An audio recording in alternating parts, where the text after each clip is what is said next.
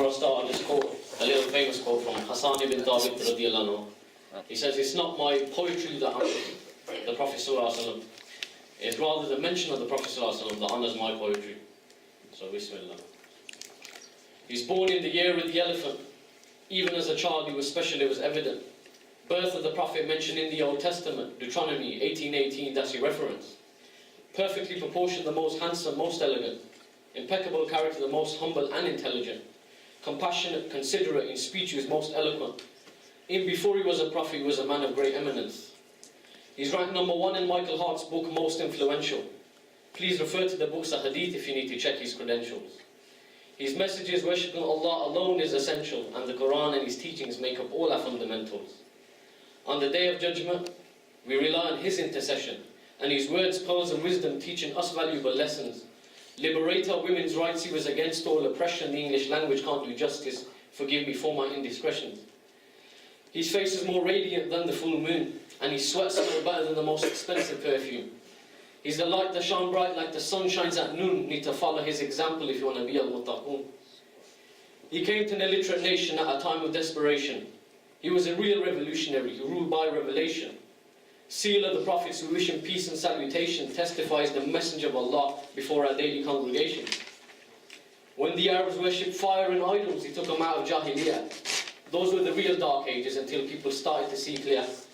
He faced so many hardships but still he persevered, and his da'wah is the reason why you see me standing here. Even his enemies knew him as a Sadiq al-Amin, but they tried to assassinate his character when he spread the message of Tawheed.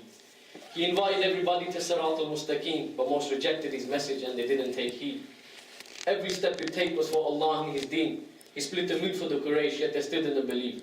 In fact, they tortured the believers. What a horrid sight it must have been. But imagine the status in Jannah of the earliest shaheed. They called him a liar, a soothsayer, a madman and a magician.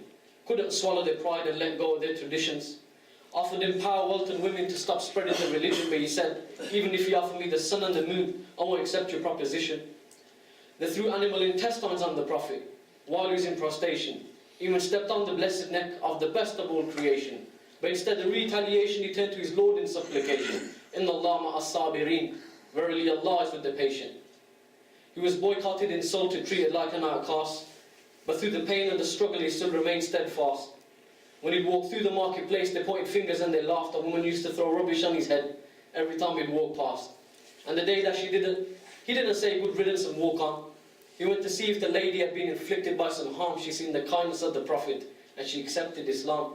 He's a mercy to mankind. He even says in the Quran, Surah Al-Anbiya, verse 107, he even led the Anbiya in Salah before he ascended above the heavens. When he went to preach at Taif, yet they pelted him with stones. He had blood-soaked shoes and he was bruised down to the bone. Jibreel alayhi salam descended and said, give me the command. I'll get the angel of mountains to destroy all their homes. But Allah's merciful messenger, he said, no, and let them be. For the land may one day be home to people who believe. I remember these stories in times of difficulty and try to remind myself that the Prophet had it much more difficult than me. Even through the slander and the rumour spread by the people of Quraysh, the Ansar came to know about the Prophet's message and his demeanour. They accepted Islam and vowed to keep the Prophet safe, so the Messenger of Allah had migrated to Medina. At that time was known as the city of Yathrib. He ended their tribal feuds and led the people with justice. The land of the dates became the first Islamic state, became an even bigger problem for the people of Quraysh, because the caravans to Sham, they were no longer safe, yet the believers had a home and Islam had a base. He was content in every situation, indeed it is all Allah's qadr. He even had the help of the angels at the Battle of Badr. He told us to love for ourselves what we love for one another, and subhanAllah, he referred to you and me as his brothers. I envy the sand that met his blessed feet. It's hard to comprehend how a man could be so humble. He's the perfect example for the likes of you and me. He even forgave the people that mutilated his uncle. The Sahaba, they became human shields for the Prophet.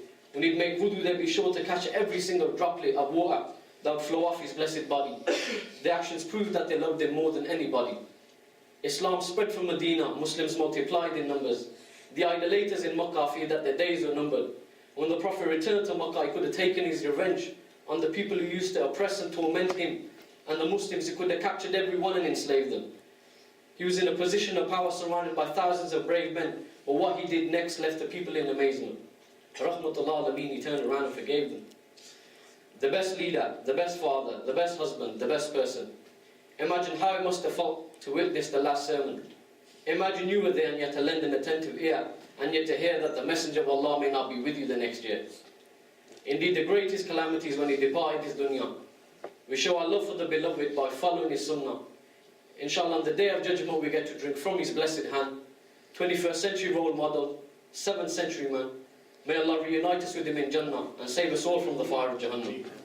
We love him more than ourselves. Muhammad sallallahu alayhi wa sallam. Jazakumullah khairan.